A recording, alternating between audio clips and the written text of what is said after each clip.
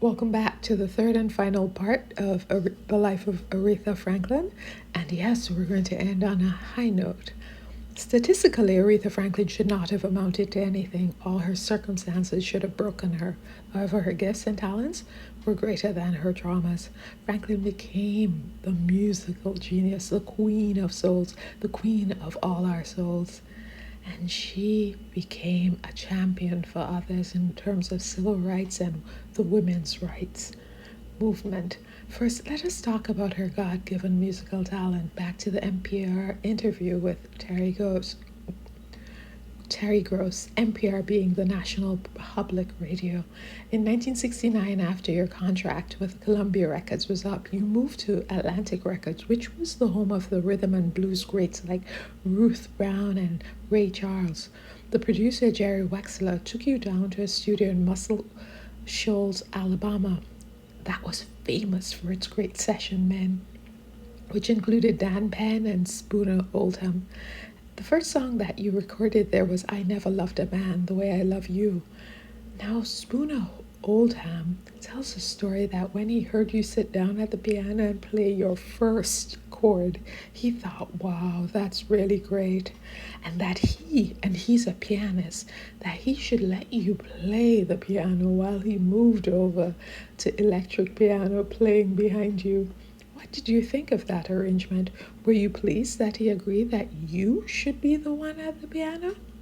I remember that particular session. It was the very first session, so naturally, yes, I remember it. And we really were kind of struggling at the point to get to the music. It just wasn't quite coming off, although we had dynamite players. We had the Muscle Shoals section, and they were really very, very hot, cutting them out of good, greasy stuff, or what you call greasy in that day. But we weren't getting to the music in the way that we should have. It just wasn't coming off. And finally, someone said, Aretha, why don't you sit down and play? And I did, and it just happened. It all just happened. We arrived, and we arrived very quickly. Franklin's friend and ticketing manager, Ruth Bowden, said she had a habit of getting loaded before a performance. In no way did that help her singing. Aretha was big on denial. She didn't want to hear that she had a drinking problem. It didn't matter how many falls she suffered, how many tickets she got, how many subpar performances she gave due to inebriation. Her talent protected her. Even drunk, she could sing better than 99 out of 100 singers. Most people couldn't tell anything was wrong. People who knew talent recognized it, and she received 44 Grammy nominations and won 18 of them. She was awarded the Medal of Freedom by President Barack Obama and sang at his inauguration. And most importantly, she was a 3 times winner and 6 times nominee for the NAACP Image Award. Back to the interview. You toured with your father through churches through the Deep South, and I'm wondering what it was like for you during the days of segregation to tour through the Deep South, and how that compared to what you were used to in Detroit. Well, it certainly was not what I was used to or accustomed to in Detroit. There were times that we were asked to go to the back of the restaurant, say, or we couldn't use the bathrooms. We got information that Gulf gas stations, you could use the bathrooms there, and we didn't buy gas where we could not use the restrooms. So we went to the Gulf a lot, I must tell you. And this was the seed of her civil rights activism. She gave both her talents and resources to the movement.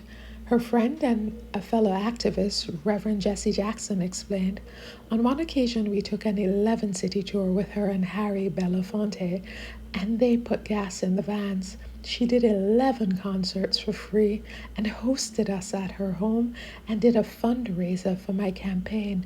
Aretha's always been a very socially conscious artist, an inspiration, not just an entertainer.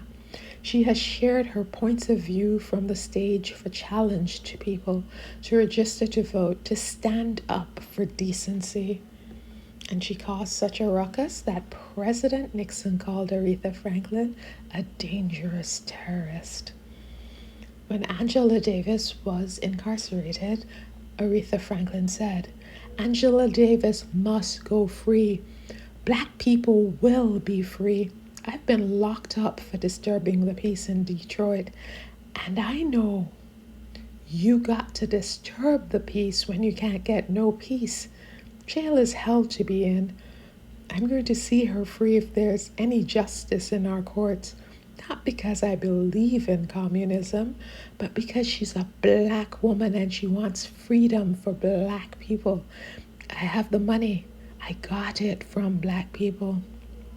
They've made me financially able to have it, and I want to use it in ways that will help our people." I love that. And though she did not talk about the traumas she suffered, she hid them. She inspired and educated us in her music. She spoke things to us.